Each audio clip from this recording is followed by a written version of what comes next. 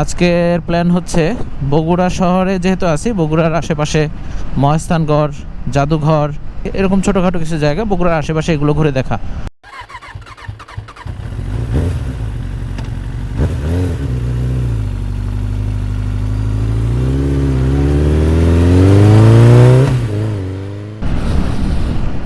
Hello everyone, আশা করছি সবাই ভালোই আছেন।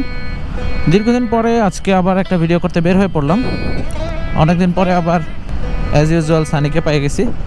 তো আজকের প্ল্যান হচ্ছে বগুড়া শহরে যেহেতু আছি, বগুড়ার আশেপাশে মহাস্থানগড়, জাদুঘর, এরকম ছোটোখাটো কিছু জায়গা বগুড়ার আশেপাশে এগুলো ঘুরে দেখা। চেষ্টা করব আপনাদেরকে কিছু তথ্যবহুল ভিডিও উপহার দেওয়ার জন্য, সাথে থাকুন। তো আজকে আমাদের প্রথম গন্তব্য হচ্ছে গোকুল মেদ। প্রকৃতপক্ষে এখানে বেহুলা লক্ষিন্দরের বাসরঘর নামেও পরিচিত। বাংলা উপকথা প্রচলিত আছে বেহুলা এবং লক্ষিন্দরকে নিয়ে, সেই উপকথারই অংশ হিসাবে এটিকে ধরা হয়, কিন্তু ঐতিহাসিক বর্ণনায় এটার ব্যাপারে ভিন্ন তথ্য পাওয়া যায়। তো চলুন গোকুল মেদ বা বেহুলা লক্ষিন্দরের বাসরঘর দেখতে দেখতে এর সম্পর্কে কিছু তথ্য জেনে নিই। চলে আসছি গোকুল মেদ বা বেহুলা লক্ষিন্দরের বাসরঘরে। এখানে দেশি দর্শকদের জন্য 20 টাকা করে প্রবেশ টিকিট। আমরা দুজনে দুটো টিকিট কেটে নিছি। এখন আমরা ভিতরে ঢুকে যাব।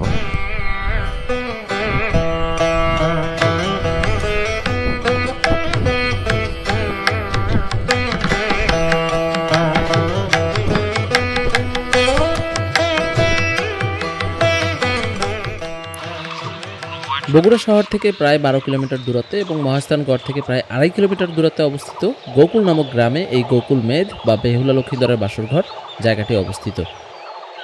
বিখ্যাত ভারতীয় পুরাতত্ত্ববিদ ননীগোপাল মজুমদার 1934 থেকে 36 সালের খনন কার্যের মাধ্যমে এই গোকুল মেদ নামক জায়গাটি আবিষ্কার করেন।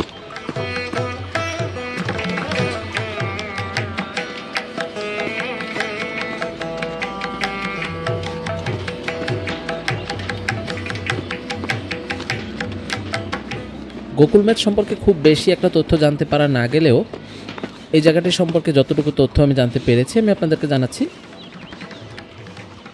মাটি খুঁড়ে প্রাপ্ত টেরাকোটা বা পোড়ামাটির ফলক থেকে জানা যায় মূলত গুপ্ত শাসন আমলে সর্বপ্রথম এই মন্দিরটির ভিত্তি স্থাপিত হয়। এর পরবর্তীতে সেন শাসনামলে এর উপরে যে বর্গাকৃতির মন্দিরটি রয়েছে সেটি স্থাপিত হয়। এই মন্দিরের গোড়া থেকে নিয়ে উপর পর্যন্ত মোট 172টি গায়ে গায়ে লাগানো আয়তাকার ঘর রয়েছে, যেগুলো মন্দিরটিকে ধাপে ধাপে উঁচু করেছে। শুধু তাই নয়, চারপাশ থেকে একেবারে কেন্দ্রীয় মন্দিরটাকে এটা আটকে রেখেছে। এখনও ঘরগুলোর ধ্বংসাবশেষ আমরা চারপাশ থেকে দেখতে পাই। মন্দিরের ভিতরে প্রাপ্ত কিছু নমুনা থেকে এটা ধারণা করা হয় যে কোনো একটা সময়ে এই মন্দিরটি শিব মন্দির হিসেবেও ব্যবহৃত হতো। গোকুল মেদ বা বেহুলা লক্ষিন্দরের বাসরঘর দেখা শেষ করে এখন আমরা যাচ্ছি মহাস্থানগড়ের দিকে। দেখতে দেখতে 2-3 মিনিটের মধ্যে আমরা চলে আসছি মহাস্থানগড়ে। সামনে যে সাদা গম্বুজ দেখা যাচ্ছে ওটাই মূলত মহাস্থানগড়ের মাজার, যেটা সেই জায়গাটা। সুলতান মাহমুদ বলখি মহিষাওয়ার রহমতুল্লাহ আলাইহির মাজার। এটা নামটা একটু জটিল এবং কঠিন, উচ্চারণ করতে কষ্ট হয়ে যায়। মাজারের পিছনের এই সাইডটাতে আসলে আমার কাছে কিছুটা সিলেটের মতন মনে হয়। মূলত দুই পাশে একটু উঁচু মাটির টিলা বা ঢিবি, তার মাঝখান থেকে রাস্তাটা বেঁকে বেঁকে উঠে গেছে, যে কারণে এরকমটা মনে হয়। যদি বাইক বা গাড়ি নিয়ে আসেন তাহলে মাজারের পিছনে এখানে বিশাল বড় একটা পার্কিং স্পেস আছে, এই জায়গাটাতে পার্কিং করতে পারবেন। আর যদি লোকাল ট্রান্সপোর্টে আসেন তাহলে মেইন রাস্তায় নামতে হবে, ওখান থেকে হেঁটে হেঁটে মাজারে ঢুকতে হবে। আমরা এখন আছি মাজারের পিছন সাইডে। মাজারের পিছনে অনেকগুলো দোকান আছে, এখানে অনেক কসমেটিক্স, শোপিস, খেলনা আইটেম, কিছু আইসক্রিম, আর সবচেয়ে উল্লেখযোগ্য হচ্ছে কটকটির দোকান। ফুচকা চটপটির দোকানও কম যায় না, অনেকগুলোই আছে। তো মহাস্থানগড়ের বিখ্যাত খাবার হচ্ছে কটকটি। সবগুলো দোকান এখনও যদিও বন্ধ, আর একটু বেলা হলে যখন দর্শনার্থীরা আসা শুরু করবে তখন দোকানগুলো একে একে সব খুলে যাবে এবং এটা একটা স্থায়ী মেলার মতো মনে হবে তখন।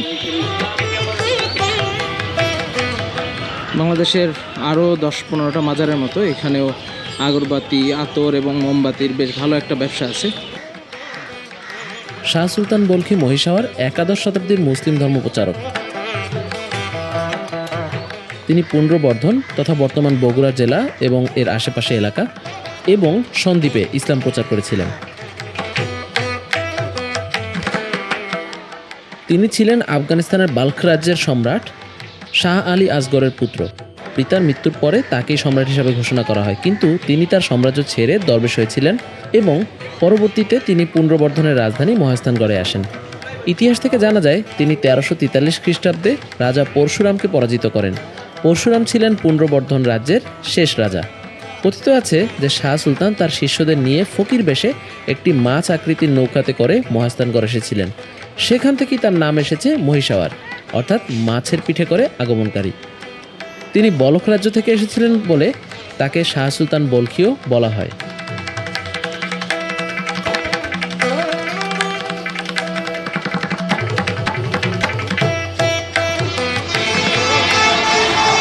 এখানে মসজিদের ভিতরে একটা কবর আছে, মসজিদের বাইরে কোনো একটা কবর আছে, আর সামনে আরও আছে, মসজিদের ভিতরে আরও বেশ কয়েকটা কবর আছে। ওই পাশে আমরা একটু আগে দুটো কবর দেখছি মসজিদের ভিতরে। পুরো মাজারটা একটা মোটামুটি বড় সাইজের টিলার উপরে, প্রায় 4 তলা সমান উঁচু হবে, এরকম একটা টিলার উপরে অবস্থিত। ভিতরটা অন্ধকার, ক্যামেরায় ভালো দেখা যাচ্ছে না, খালি চোখে মোটামুটি বোঝা যায় লাল মখমলের কাপড় দিয়ে মোড়া একটা মাজার আছে এখানে। এখন আমরা টিলা থেকে নেমে যাচ্ছি মাজারের সামনের অংশের দিকে। মাজারের ঠিক পিছনেই একটা শতবর্ষী বট গাছ আছে। বট গাছের পাশে 2-3টা বড় পাথর আছে। জনশ্রুতি আছে যে এই পাথরগুলো নাকি জীবিত এবং এরা বড় হয়, অর্থাৎ স্থানীয় লোকজন বলে যে তারা ছোটোবেলায় এই পাথরগুলোকে অনেক ছোট দেখেছে, এখন পাথরগুলো অনেক বড়। কিন্তু আমি জিনিসটা বিশ্বাস করি না এবং এটা সম্ভব না, কারণ পাথর দুইটা খুবই নর্মাল পাথর, জাস্ট এখানে কনস্ট্রাকশনের কাজে সম্ভবত আনা হয়েছিল, তারপরে অব্যবহৃত থেকে গেছে, যে কারণে পরিত্যক্ত অবস্থায় পড়ে রয়েছে। এই হচ্ছে সেই পাথর। মানুষ এগুলোর আবার পূজাও করে। এখানে লাল জবা ফুল, সিঁদুর, দুধ, বিভিন্ন রকম ফল এগুলো দেখা যাচ্ছে। রেগুলার এখানে কিছু পূজা অর্চনা হয়, আগরবাতিও আছে নিচে জ্বালানো।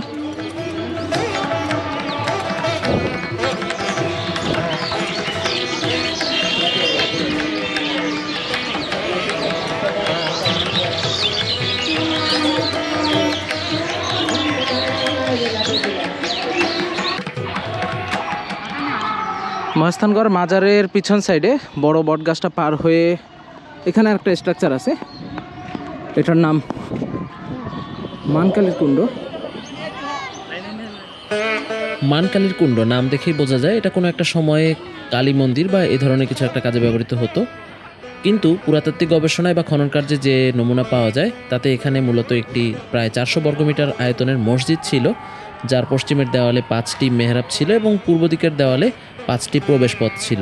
নির্মাণ কাজে ব্যবহৃত ইট এবং ভিতরে প্রাপ্ত পোড়ামাটির ফলক এগুলো দেখে ধারণা করা হয় এটা মোঘল আমলেরও অনেক আগে সুলতানি শাসন আমলে নির্মিত হয়েছিল। মহেস্থানগড় শাহ সুলতান বলখি রহমতুল্লাহ আলাইহির মাজার এবং মানকালীর কুণ্ড দেখার পরে আমরা এসেছি জিয়ত কুণ্ডের কাছাকাছি। মানকালীর কুণ্ড থেকে প্রায় 400 মিটার উত্তরের দিকে এই জিয়ত কুণ্ড এবং পরশুরামের প্রাসাদটি অবস্থিত। 3.5 মিটারের কিছুটা বেশি ব্যাস বিশিষ্ট এই কূপটি জিয়ত কুণ্ড নামে পরিচিত। কূপের পূর্ব দিকের দেওয়ালের গায়ে একটি চারকোণাকৃতির গ্রানাইট পাথর রয়েছে, যেটি পানি তোলার কাজে ব্যবহৃত হতো বলে অনুমান করা হয়। এছাড়াও কূপের দেওয়ালে আরও বেশ কয়েকটি বড় বড় পাথর রয়েছে, যেগুলো কূপের ভেতরে নামার কাজে ব্যবহৃত হতে পারে। পরশুরামের প্রাসাদের নির্মাণের সমসাময়িককালে অর্থাৎ 1800 থেকে 19 শতকের দিকে এই কূপটি নির্মাণ করা হয়।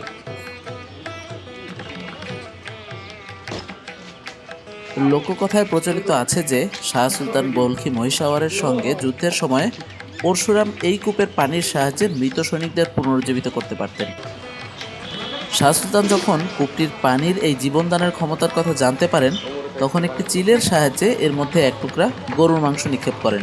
এর ফলে কূপটির অলৌকিক এই ক্ষমতা নষ্ট হয়ে যায়। এর ফলে পরশুরাম পরাজিত হন এবং শাহ সুলতানের দল বিজয়ী হয়। তবে এই প্রবাদের কোনো ঐতিহাসিক ভিত্তি বা কোনো প্রমাণ পাওয়া যায় না। জিয়ত কুণ্ডের ঠিক পাশেই অবস্থিত পরশুরামের প্রাসাদ। এখন আমরা যাচ্ছি পরশুরামের প্রাসাদটি দেখতে। পরশুরাম বেঁচে থাকলে এই দৃশ্য যদি দেখতো যে তার প্রাসাদের দুই পাশে আলু এবং কচুর ক্ষেত হয়েছে, সেই দুঃখেই মারা যেত। আমরা এখন পরশুরামের প্রাসাদের প্রধান ফটকে অবস্থিত। এই প্রাসাদটাও মোটামুটি পরিষ্কার বোঝা যায়। প্রধান ফটক পার হয়ে ভিতরে একটা বেশ বড় আঙিনার মতো আছে, উঠান।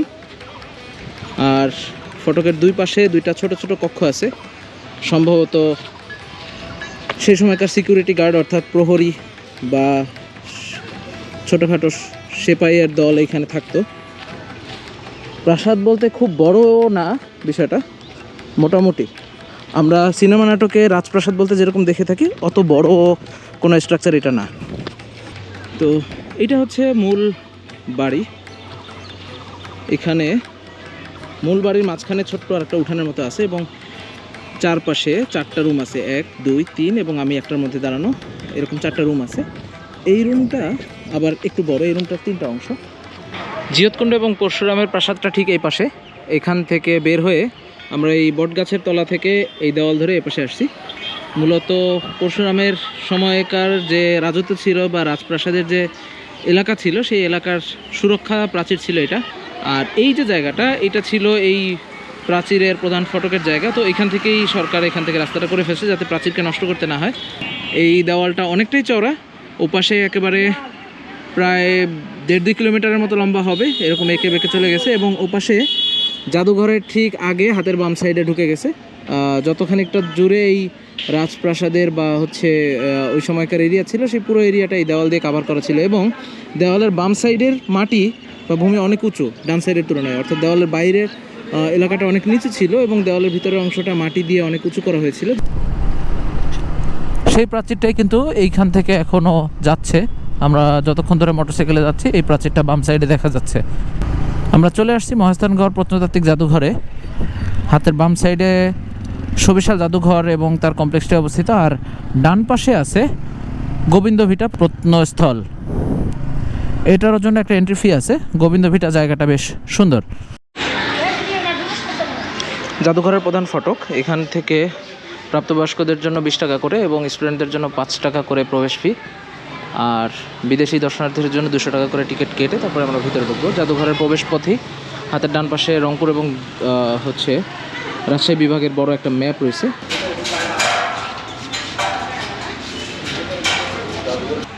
পাথর খোদাই করে তৈরি করা দরজার ফ্রেম, এখানে এরকম 2টা ফ্রেম আছে দাঁড় করে রাখা এবং এগুলো বেশ অক্ষত ভালো অবস্থাতেই আছে। 10-11 শতকের কিছু খুঁটি এখানে, পিলার এখানে দেখা যায়।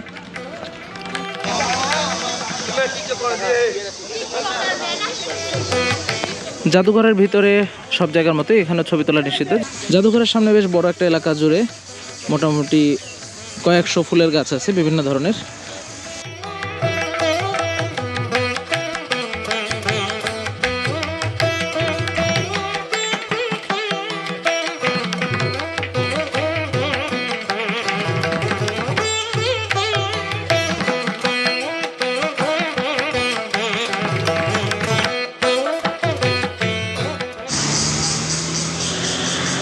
জাদুঘরের ভিতরে এবং জাদুঘরের বাগান ঘোরা শেষে এখন আমরা যাচ্ছি গোবিন্দভিটায় এবং ওখানে ঢোকার জন্য 20 টাকা করে একটা এন্ট্রি ফি আছে। So let's visit গোবিন্দভিটা।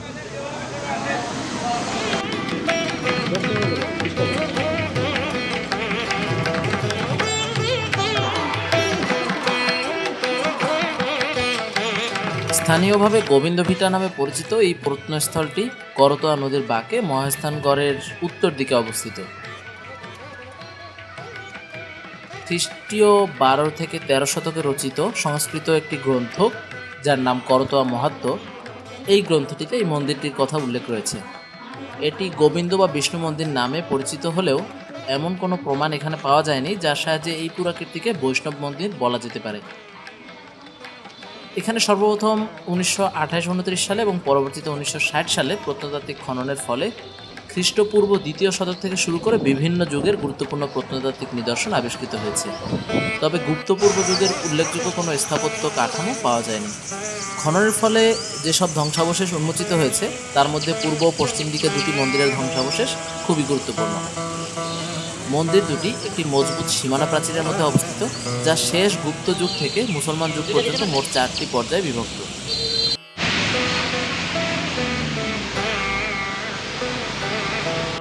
জাদুঘর এবং গোবিন্দ ভিটা দেখা শেষ করে আমরা এখন ফিরে যাচ্ছি শহরের দিকে। ঘড়িতে সময় দুপুর 3টা, দুপুরের খাওয়া দাওয়া করতে হবে। প্ল্যান হচ্ছে শাহ কামালিয়া নামে একটা রেস্টুরেন্ট আছে, রেস্টুরেন্ট না বেসিক্যালি ট্রাক ড্রাইভারদের হোটেল, ওইটাতে আমরা একটু বসবো, দুপুরের খাওয়া দাওয়া করব। ওখানকার গরু ভুনাটা বেশ টেস্টি। যাদের ট্রাক ড্রাইভার হোটেলে খাওয়ার ক্ষেত্রে আপত্তি নাই তারা ট্রাই করে দেখতে পারেন। নর্মাল রেস্টুরেন্টের চেয়ে খাবারের মান এবং স্বাদ সব কিছুতেই বেশি পাবেন ইনশাল্লাহ। যা হোক, এই পর্বে এখান থেকে বিদায় নিচ্ছি। অবশ্যই বাইকে ওঠার সময় হেলমেট পরিধান করবেন এবং পিলিয়ন যে থাকবে তাকেও একটা হেলমেট দিবেন। ট্রাফিক আইন মেনে চলবেন। টাটা।